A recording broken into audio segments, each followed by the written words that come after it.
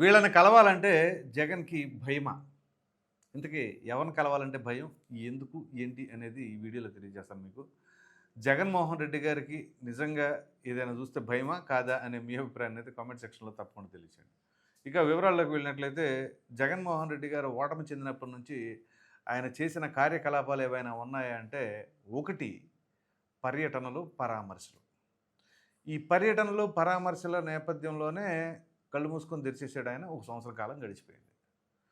So, ఈ సంవత్సర కాలం ఏ రకంగా గడిచింది అంటే, ఏది 6 పర్యటనలు, 3 డెడ్ బాడీలు అన్నట్లుగా జరిగిందనమాట. సో, ఇక్కడ ఎవరిని కలవాలంటే ఆయనకి భయం. ఎందుకు కలవలేదు అనంటే, మనం గనక గమనించినట్లయితే జగన్మోహన్ రెడ్డి గారు ఇప్పటివరకు కలిసిన వాళ్ళల్లో ఒకరు పిన్నెల్లి రామకృష్ణారెడ్డి గారు. దేనికి? ఈవీఎం బద్దలుగొట్టినందుకు.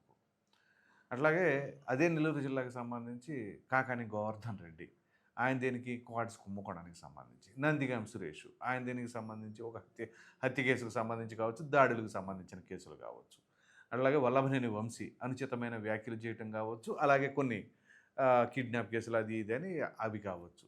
సో, ఈయన పర్యటనలన్నీ కూడా వాళ్ళని వీళ్ళని పరామర్శించటానికి. ఒకటి. 2